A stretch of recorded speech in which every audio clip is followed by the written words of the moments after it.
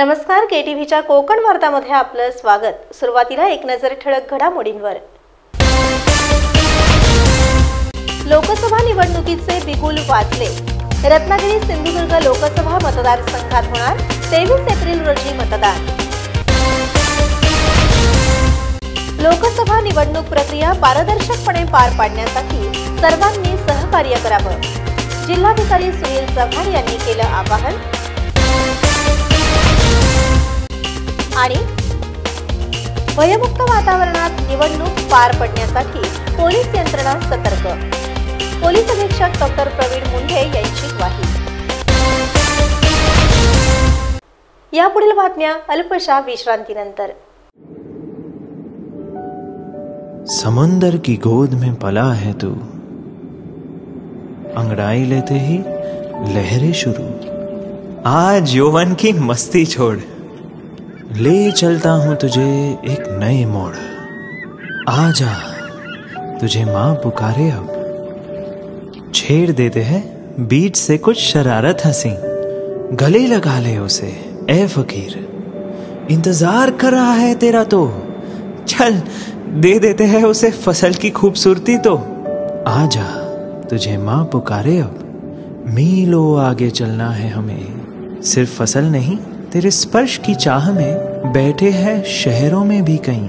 उनके मुख पे भी लानी है मुस्कान, उन्हें भी देनी है एक नई पहचान। आजा तुझे मां पुकारे अब।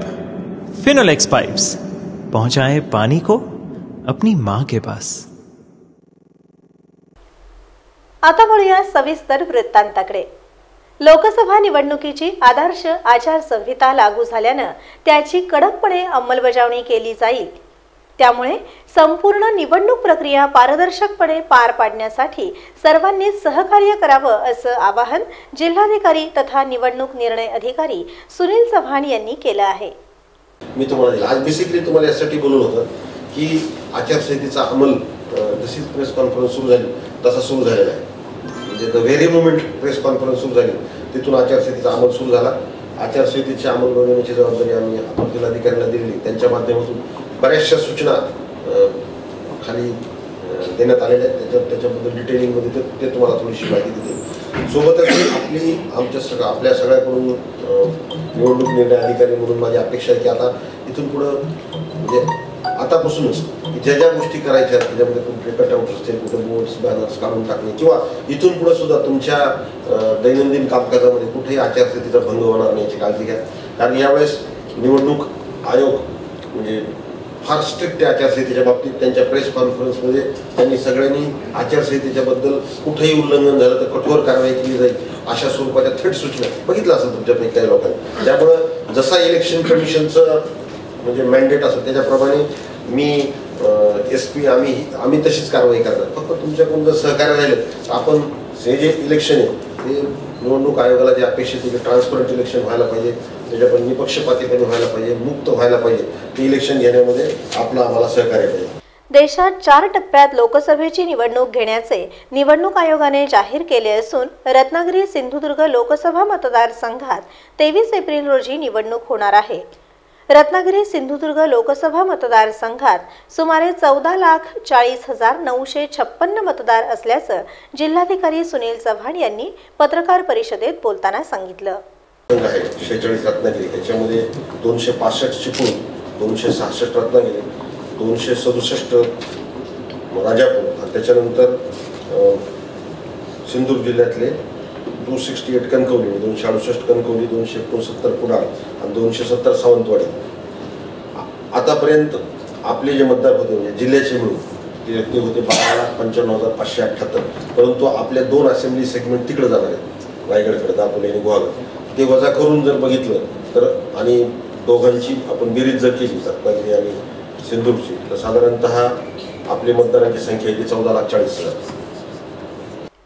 EVM आणि VVPATसह निवडणुकीला लागणारी सर्व यंत्रणा सज्ज असल्याचं जिल्हाधिकारी सुनील चव्हाण पत्रकारांजवळ बोलताना म्हणाले। बॅलेट युनिट माझ्याकडे 3938 CU कंट्रोल युनिट 2289 आणि VVPAT 2375। मी आता 13 मतदारसंख्या त्यामुळे माझी संख्या थोडीशी शिल्लक राहील, तर ते आम्हाला लगेच ते ऑर्डर देतात कोल्हापूरला एवढं शिफ्ट करा. ही आमची इंटरनल प्रक्रिया आहे. त्याच्यामुळं इलेक्शन कमिशनने गरजेपेक्षा जास्तीचे BU, CU आणि VVPAT दिले होते. जिथे कुठं काही टेक्निकल स्नॅग आला, टेक्निकल काही प्रॉब्लेम आला तर त्याच्यामध्ये रिप्लेसमेंट करण्यासाठी तरतूद. आणि या सगळ्यांचं EPLCची प्रक्रिया मला वाटतं आज उद्या संपते. शेवटी आलेले जे BU, CU होते आणि VVPAT त्याची उद्या EPLCची प्रक्रिया संपते. त्याच्यामुळं in all way government machine is ready for the election. दरम्यान भयमुक्त वातावरणात संपूर्ण निवडणूक प्रक्रिया पार पाडण्यासाठी नागरिकांनी सहकार्य करावं असं आवाहन पोलीस अधीक्षक डॉक्टर प्रवीण मुंढे यांनी केलं आहे. स्टॅटिस्टिक्स जे आहे ते आपण एक रेडी ठेवलेलं आहे. त्याच्यामध्ये 2 भाग आहेत. एक असतं की वल्नरेबल एरियाज आणि क्रिटिकल बूथ्स. तर ते आम्ही फायनल केलेलं आहे, परंतु त्याचा जे लास्ट आकडा आहे तो ऑब्झर्वर जेव्हा येतील त्यांच्याशी डिस्कस करून करायचा आहे.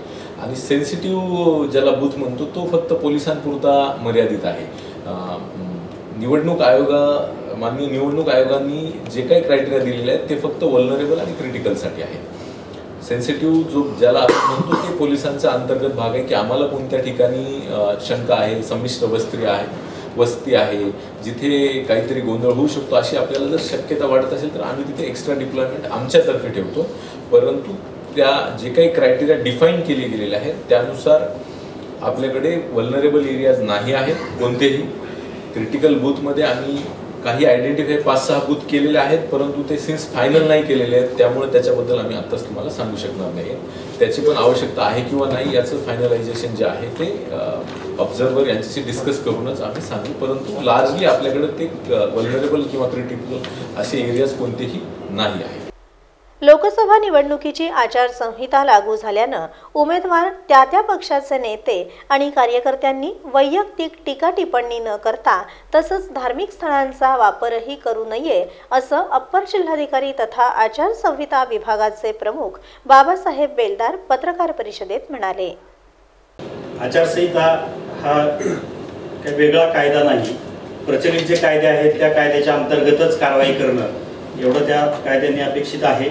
आणि आचारसंहिता ही राजकीय पक्ष आणि उमेदवारांसाठी आहे आणि काही मुद्द्यांवर शासकीय अधिकाऱ्यांसाठी सुद्धा ती आचारसंहिता आहे.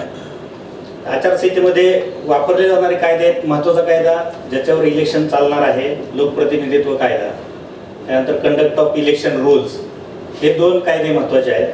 आणि त्यानंतर त्या अनुषंगाने जे आचारसंहिता पाळायला पाहिजे आणि कारवाई करायला पाहिजे त्या अनुषंगाने येणारे CRPC हा रेग्युलर वापर होतो, IPC इंडियन पिनल कोड, त्यानंतर डिफेन्समेंट ऑफ प्रॉपर्टी ॲक्ट, त्यानंतर मोटर व्हेकल ॲक्ट, हे 4 कायदे महत्त्वाचे आहेत.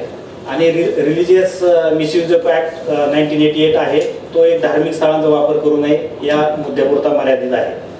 तर एक 5 टोटल कायद्यांच्या अंतर्गत आचारसंहितेची कारवाई केली जाणार आहे. या प्रसंगी उपजिल्हा निवडणूक अधिकारी सुशांत बनसोडे आणि पत्रकार मोठ्या संख्येने उपस्थित होते. वाहनांचे योग्यता प्रमाणपत्र नूतनीकरण करण्यासाठी स्पीड गव्हर्नर रिकॅलिब्रेशन करणं हे सक्तीचं नसतानाही रत्नागिरी इथं काही जण बेकायदेशीरपणे आकारणी करत असल्याचं RTOच्या निदर्शनास आणून दिल्यानंतर त्यांनी कारवाई केली असल्याची माहिती आपुलकीचे प्रमुख सौरभ मलुष्टे यांनी दिली. पण जेव्हा आपण हे स्पीड गव्हर्नर युनिट बसवतो तर हे युनिट बसवल्यावर RTO मार्फत दरवर्षी त्याचं पासिंग करताना त्या गव्हर्नर युनिटचं एक रिकॅलिब्रेशन म्हणजे त्याचं रिन्युअल सर्टिफिकेट आणायला सांगायचे. आणि त्या सर्टिफिकेट ज्यांच्याकडनं आपण जे स्पीड गव्हर्नर बसवलं त्या स्पीड गव्हर्नरची किंमत आहे 9,000 रुपये आणि त्या सर्टिफिकेटची किंमत आहे 2 ते 3,000 रुपये. म्हणजे दरवर्षी ते सर्टिफिकेट बसवायला 3,000 रुपये 2 ते 3,000 रुपये आकारले जायचे. आणि हे सर्टिफिकेट ॲक्च्युली नियमात घेणं गरजेचंच नाही आहे. म्हणजे सरसकट म्हणजे एखादी गाडी पासिंगला गेली तर ते स्पीड गव्हर्नर युनिट बसवलं आहे तर ते युनिटचं कंपल्सरी त्याचं युनिटचं कंपल्सरी सर्टिफिकेट घेणं गरजेचं होतं आणि त्याप्रमाणे ते 3,000 रुपये आकारत होते.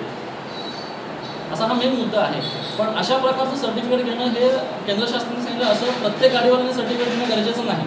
म्हणून आपण कंपल्सरी नाही म्हणून आपण RTOकडे अर्ज केला होता की बाबा असं 3,000 रुपये 2 ते 3,000 रुपये प्रत्येक गाडीवाल्याकडनं हे जे स्पीड गव्हर्नर युनिट बसवतात तर ही लोक ह्या सर्टिफिकेट घेण्यासाठी प्रवृत्त करतात आणि ह्याच्यात 2 ते 3,000 रुपये आकारतात. तर हे 3,000 रुपये आकारण्यामुळे गाडीवाल्याचं नुकसान होतं. जर युनिट माझं बरोबर आहे तरी पण ते सर्टिफिकेट घेऊनच जायचं आरटीओ. मग आपण अर्ज केल्यावर त्याच्याप्रमाणे तो GR आपण जोडला, जो सुप्रीम आपला केंद्र शासनाचा जो GR आहे तो जोडला. त्याच्यावर आरटीओ साहेबांनी ज्यांनी हे 3,022 रुपये आकारले, माझ्याकडे 2200 घेतले होते, तर ज्यांनी हे 2200 रुपये आकारले त्याचं लायसन 1 महिन्यासाठी सस्पेंड केलेलं आहे. आणि प्रत्येक जो स्पीड गव्हर्नर बसवतो त्या प्रत्येकाला एक आदेश काढलेले आहे की अशा सरसकट तुम्ही सर्टिफिकेट वाटणं गरजेचं नाही. आणि तशा प्रकारचे आदेश पास झालेले आहेत. आणि ह्याच्या पुढे म्हणजे कुठचीही गाडी जर पासिंगला गेली तर त्यांनी स्पीड गव्हर्नर जर त्याचा फॉल्टी असेल आणि आरटीओने जर लेखीमध्ये दिलं की बाबा हे तुमचं स्पीड गव्हर्नर प्रॉब्लेम आहे किंवा ह्याच्यात टॅम्परिंग आहे, तरच ते सर्टिफिकेट घ्यायचं आहे. रत्नागिरी येथील शासकीय विश्रामगृह इथं आयोजित पत्रकार परिषदेमध्ये बोलताना आपुलकी या संस्थेने याबाबत जनजागृती केली जात असल्याचं सांगितलं. त्यामुळे वाहनधारकांनी याची नोंद घ्यावी असं आवाहन सौरभ मलुष्टे, जान्हवी पाटील, प्रणव पोळेकर आदींनी केलं. प्रमाणपत्राची सक्ती नसतानाही रत्नागिरी इथं काही जण बेकायदेशीरपणे हे कृत्य करत असल्याचा आपुलकीने भांडाफोड केला असल्यानं सौरभ मलुष्टे पत्रकारांजवळ बोलताना म्हणाले, जे स्पीड गव्हर्नर युनिट बसवतात रत्नागिरीत 5 ते 6 जण आहेत. त्याचं कागदपत्र आम्ही सगळे देतो. त्यांच्यावर जी कारवाई केली आहे, पत्र जे आरटीओ त्यांचं लायसन 1 महिन्यासाठी सस्पेंड केलेलं आहे. जे अशा प्रकारचे स्पीड गव्हर्नरचं बेकायदेशीरपणे देत होते. असेही फोन यायचे की आता मी समजा जानेवारी स्पीड गव्हर्नर बसवलाय तर पुढच्या जानेवारीत माझं 1 वर्ष होतंय. तर पण त्यांची लायसन काय सस्पेंड केली आरटीओ? कारण आरटीओची डिमांड होती ना ते लायसन. नाही, आरटीओ असं लेखी त्यांना कधीच कळवलेलं नव्हतं. हे सगळा विषय होता हा सगळा हां. आता तो कोणातून होता काय तो संशोधनाचा भाग आहे. पण तो ही मागणी केली जायची म्हणजे आरटीओ जेव्हा गाडी घेतली तर सांगायला हे सर्टिफिकेट आणणं गरजेचं आहे. हे साधारण 2018 पासून सुरू होतं. 17च्या एंडिंग नंतर 18 ते आता हे 19 पर्यंत. आता त्यांनी काल सस्पेंड केलेलं आहे. किती जणांना केलं? एक ज्यांनी आपण केली होती आणि सगळ्यांना कॉमनमध्ये पत्र काढलंय की तुम्ही अशा प्रकारचं सक्ती करू नका. गाडीवाल्यांना तुम्ही सर्टिफिकेट घ्याच, हे कंपल्शन नाही आहे. आजपासून म्हणजेच फागपंचमीच्या मुहूर्तावर रत्नागिरी जिल्ह्यात शिमगोत्सवाला प्रारंभ झाला असल्यानं पुढील काही दिवस सर्व वातावरण शिमगोत्सवमय बनणार आहे.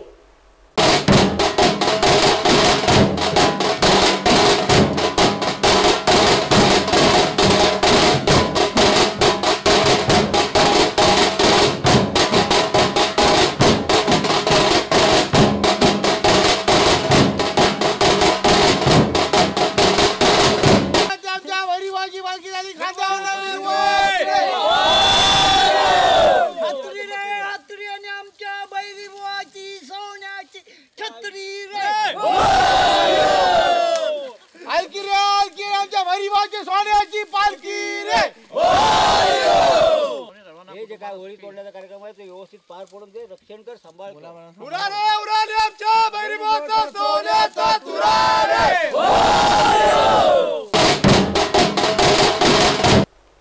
फागपंचमीच्या मुहूर्तावर रत्नागिरी शहरातील बाजारपेठ इथं असलेल्या नवलाई मित्रमंडळातर्फे आणि राजीवडा येथील काशी विश्वेश्वर देवस्थानातर्फे शिमगोत्सवाला प्रारंभ करण्यात आला आहे.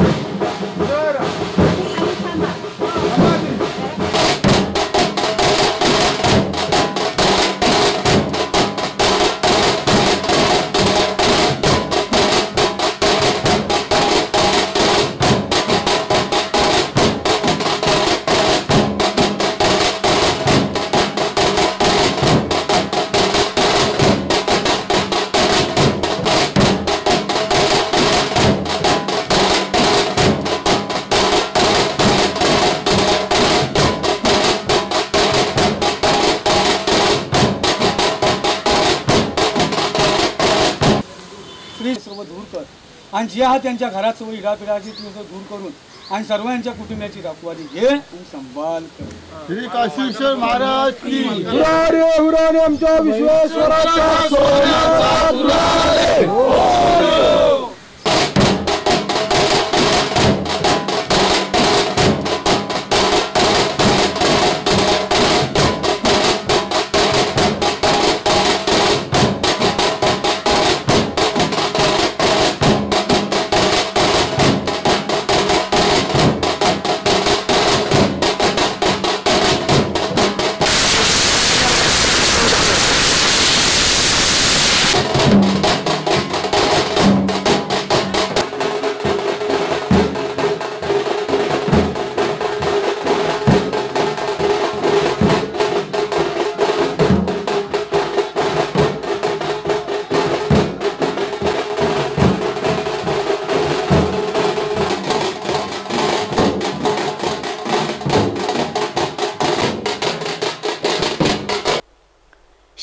उत्सवाचं खास आकर्षण असतं ते म्हणजे जागोजागी भक्तिमय वातावरणात खेळवल्या जाणाऱ्या देवदेवींच्या पालख्यांचं.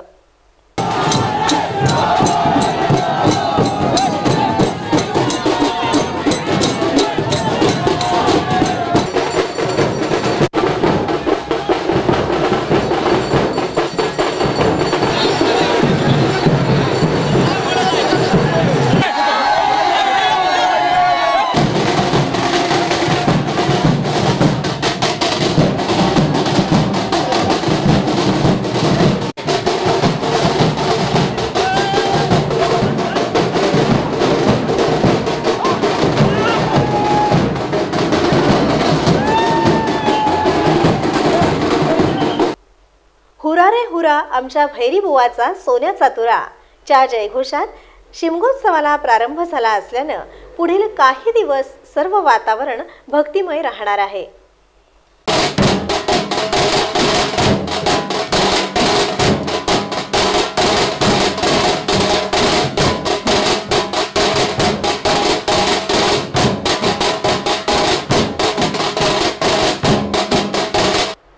रत्नागिरी शहरातील नाईक मोटर्सच्या फोर्ड शोरूम मध्ये नव्यानं दाखल झालेल्या फोर्ड इंडिवर या गाडीचं उद्घाटन जिल्हाधिकारी सुनील चव्हाण यांच्या हस्ते करण्यात आलं.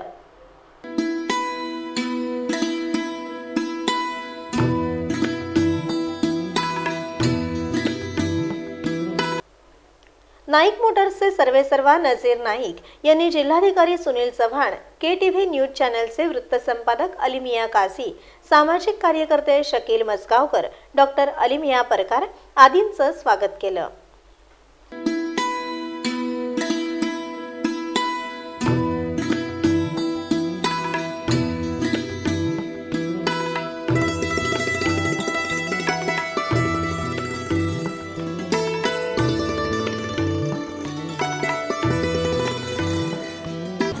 योगायोग असा आहे की ह्या कार्यक्रमासाठी खास करून रत्नागिरी जिल्ह्याचे जिल्हाधिकारी सुनील चव्हाण साहेब इथे आले. त्यांचं मी नाईक फोर्डतर्फे स्वागतही करतो आणि त्यांचे आभारही मानतो. त्यांनी आपला अमूल्य वेळ इथे देऊन आता या कार्यक्रमाची शोभा वाढवली. तसेच माझे मित्र पत्रकार अलिमिया काझीने याच्यासाठी प्रयत्न केले ते बोललो ना, त्यांनी एक आणून हा शोभा वाढवली. तसेच माझे काही कस्टमर आहेत SBSF साहेब आणि इतर कस्टमर जे आता नवीन गाडी आमची घेणार आहेत नाही त्या सगळ्यांचं आणि इतर सगळ्या मी आभार मानतो आणि या कारणाला शोभावर परत एकदा मी चव्हाण साहेबांची. नजीर नाईक यांच्या नाईक मोटर्स या शोरूममध्ये महिंद्रा आणि फोर्ड कंपनीच्या नवनवीन गाड्या नेहमीच येत असतात आणि त्याचं उद्घाटन विविध पाहुण्यांच्या हस्ते केलं जातं.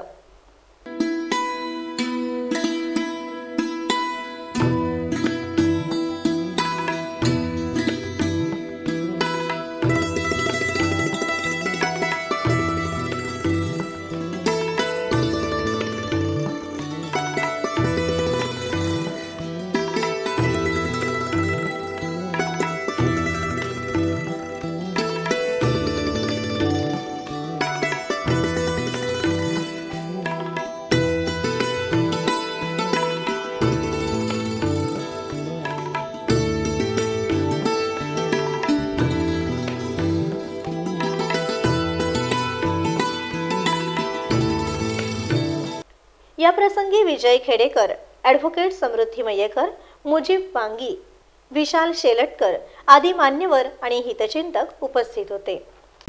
ऑलरेडी हे मॉडेल लॉन्च आहे, पण आज ही गाडी इथं आली आणि या गाडीचं अनवेलिंग करण्यासाठी मला इथं बोलवलं. त्याबद्दल मी नजीर शेठचा आभारी आहे. आणि रत्नागिरी शहरामध्ये ही एक नवीन व्यवसाय त्यांचा आहे, परंतु या व्यवसायामध्ये अजून एक व्हॅल्यू ॲडिशन त्यांनी केलं आणि नागरिकांसाठी सुद्धा गाडी बुक करण्यासाठी मोठ्या शहरात जाण्यापेक्षा ती सुविधा आपल्या डोर स्टेपला की इन हाऊस अरेंजमेंट म्हणजे शहरामध्ये सुविधा झाली. त्याबद्दल मी नजीर नाईक फोर्डला आणि नजीरांना शुभेच्छा देतो. त्यांचा व्यवसाय भरभराटीला लागतो. पुन्हा एक नजर ठळक घडामोडींवर. लोकसभा निवडणुकीचे बिगुल वाजले. रत्नागिरी सिंधुदुर्ग लोकसभा मतदारसंघात होणार 23 एप्रिल रोजी मतदान. लोकसभा निवडणूक प्रक्रिया पारदर्शकपणे पार पाडण्यासाठी सर्वांनी सहकार्य करावं. जिल्हाधिकारी सुनील चव्हाण यांनी केलं आवाहन. आणि भयमुक्त वातावरणात निवडणूक पार पडण्यासाठी पोलीस यंत्रणा सतर्क. पोलीस अधीक्षक डॉक्टर प्रवीण मुंढे यांची ग्वाही. याबरोबरच हे बातमीपत्र संपलं. धन्यवाद.